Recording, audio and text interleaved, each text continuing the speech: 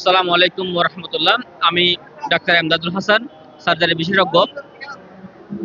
গাউসিয়া কমিটির doctors wing এর সহ-সভাপতি পদে আছি। দেখেন, আমরা প্রতি বছর এই যে রবিউল আউয়াল মাস আসলেই জশ্নে জুলুস করে থাকি, ঈদে মিলাদুন নবী সাল্লাল্লাহু আলাইহি ওয়াসাল্লাম পালন করে থাকি। এটা নিয়ে আমাদের বিভিন্ন ভাইয়েরা বিভিন্ন ধরনের কথা বলেন এবং আজকেও দেখলাম আপনারা এই বিষয়ে প্রশ্ন করেছেন আমাকে। দেখেন, একটা সময় ছিল যখন মা দিবস, বাবা দিবস, বিভিন্ন দিবস সংক্রান্ত বিষয় নিয়ে কোনো কথা ছিল না, কিন্তু সময়ের প্রয়োজনে এই দিবসগুলো পালন করা হয়। কেন পালন করা হয়? আপনি দেখবেন, যখন যে জিনিসটার প্রতি আমাদের মাদের প্রতি, বাবাদের প্রতি যে সম্মান, সেটা যখন সন্তানরা দেয় না, তখন এই সমাজে মায়ের গুরুত্ব, বাবার গুরুত্বটা বোঝানোর জন্য আমরা মা দিবস, বাবা দিবসগুলো পালন করে থাকি। আমরা রমজান মাস আসলে দেখবেন সবাই রোজা রাখে, রমজান মাস রোজার মাস, কিন্তু এই রমজান মাসে আমরা বেশি বেশি করে কোরআন পাঠ করার কথা বলি এবং অনেকেই কোরআনের খতম দিয়ে থাকে, কিন্তু কোরআনের কোথাও তো কোরআন খতম দেওয়ার কথা বলে নাই, বা রমজান মাস আসলে কোরআন পড়ার কথা বলে নাই। কিন্তু আমরা রমজান মাস আসলে বেশি বেশি করে কি করি? কোরআন পাঠ করি, কোরআন পড়ি, কোরআনকে নিয়ে রিসার্চ করি, কিন্তু অন্যান্য মাসও করি, কিন্তু বেশি করে কোন মাসে? রমজান মাসে।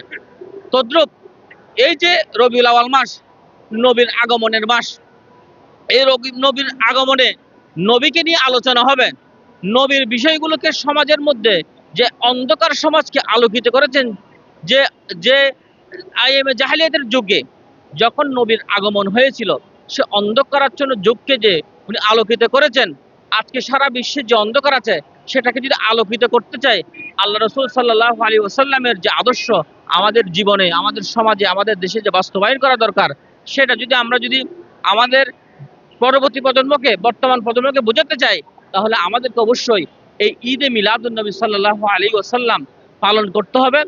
এবং এটা পালনের মাধ্যমে নবীর আগমন, নবী কি কেন এসেছেন পৃথিবীতে, এটা আমাদেরকে এই সমাজের যারা আমাদের প্রজন্ম আছেন, বর্তমান প্রজন্ম, পরবর্তী প্রজন্মকে বোঝাতে হবে যে আল্লাহ রাসূল সাল্লাল্লাহু আলাইহি ওয়াসাল্লাম এসেই একটা অন্ধকার যুগকে আলোর যুগে পরিণত করেছেন। কোরআনের বিভিন্ন জায়গায় বলেছেন যে আমি আল্লাহ রসুলকে প্রেরণ করেছি রহমত হিসেবে, আমি অন্ধকারকে দূরীভূত করার জন্য আল্লাহ রসুলকে প্রেরণ করেছি, এই সমস্ত মতবাদের উপরে বিজয়ী করার জন্য আল্লাহ রসুলকে প্রেরণ করেছি। তাহলে এই বিষয়গুলো যদি আমরা নিজেরা জানি এবং অপরকে জানাতে চাই, তাহলে একটা নির্দিষ্ট নিয়মিত জানাবো, কিন্তু একটা নির্দিষ্ট মাসে যদি আমরা, যে মাসে আল্লাহ নবী এসেছেন, সেই মাসটাকে আমরা যদি উপলক্ষ করে এটা বেশি বেশি কিছু প্রচার করি, তাহলে মানুষ বেশি জানবে। আমরা কোরআনে যদি দেখি যে কোরআনের নামাজের কথা কিন্তু একবার বললে হয়ে যেত, দেখা যাচ্ছে 82 বার নামাজের কথা বলেছেন। কেন বলেছেন? আমরা আমাদেরকে মনে করে দেওয়ার জন্য যে নামাজ পড়তে হবে, নামাজ প্রতিষ্ঠিত করতে হবে। আল্লাহ রাসূল সাল্লাল্লাহু আলাইহি ওয়াসাল্লাম পৃথিবীতে এসেছেন, এটাকে বারবার বলতে হবে, বারবার প্রচার করতে হবে, কারণ এই রসুলের মাধ্যমে আমরা নামাজ পেয়েছি, রোজা পেয়েছি, হজ পেয়েছি, সবকিছু পেয়েছি। সেই রসুলকে নিয়ে যত বেশি আলোচনা হবে, যত বেশি ওনার জীবনী সম্পর্কে আমরা পড়ব, ওনার যে আগমন, সে আগমনের উপলক্ষ যদি আমরা জানি, তাহলে কিন্তু আমরা এই সমাজকে আলোকিত করতে পারবো। আর একটা বিষয় হচ্ছে পালন করা, এই যে দিবস পালন করা, আমরা এই দিবস পালন করা, এটা অনেকেই বিভিন্নভাবে বলে থাকেন।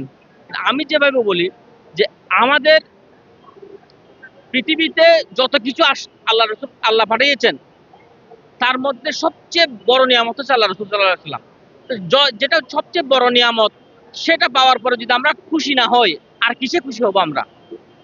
দেখেন, যে আমার সন্তান হয়েছে, আমি আমার আমি পরীক্ষায় পাশ করেছি, A+ পেয়েছি, আমি ডাক্তারের চান্স পেয়েছি, আমি বড় একটা ডিগ্রি পেয়েছি, অর্থাৎ আমাদের জীবনে যখন একটা খুশির সংবাদ আছে, আমরা সবাই খুশি হই।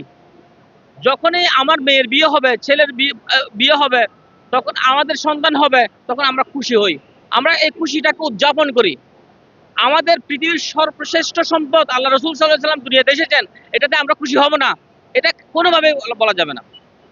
আমি মনে হয় যারা এটার বিরোধিতা করেন তাদেরকে যদি আপনি জিজ্ঞেস করেন, আচ্ছা আপনি কি নবীর আগমন বুঝেন, মানেন? উনি বলবো অবশ্যই আমি মানি। আবার ওনাকে যদি জিজ্ঞেস করা হয় যে আপনি কি আল্লাহ রসুল সাল্লাল্লাহু আলাইহি সাল্লাম দুনিয়াতে এসেছে সেজন্য খুশি, অবশ্যই তিনি বলবেন যে আমি অবশ্যই খুশি। তাহলে আপনি আপনি যে কথাটা বলছেন যে আপনি নবীর আগমনকে মানেন, অর্থাৎ পৃথিবীতে এসেছেন সেটাকে মানেন, এবং আপনি নবীর আগমনে আপনি সন্তুষ্ট খুশি হয়েছেন, সেটাই আমরা বলছি ঈদে মিলাদুন নবী সাল্লাল্লাহু আলাইহি ওয়াসাল্লাম।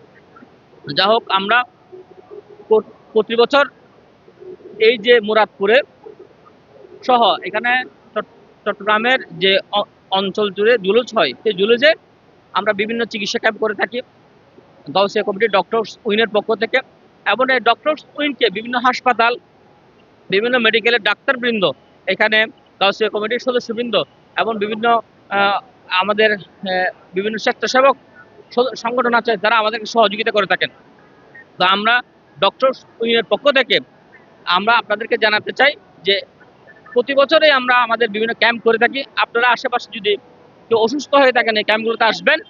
আমরা শুধু এই ক্যাম্পের মাধ্যমে এটা একটা আমরা বলতে পারি যে একটা স্যাম্পল দেখাই। আমরা কিন্তু বিভিন্ন জায়গায় গাউসিয়া কমিটির পক্ষ থেকে বিভিন্ন চিকিৎসা ক্যাম্প করে থাকি, এবং কেন্দ্রে আমাদের যেটা জামে আছে সেখানে একটা প্রতিদিনই ফ্রি চিকিৎসার একটা ব্যবস্থা আছে। আপনারা চাইলে জামিয়াতে সেই চিকিৎসা কেন্দ্র গিয়েও নিয়মিত চিকিৎসা নিতে পারেন। ধন্যবাদ সবাইকে। আসসালামু আলাইকুম।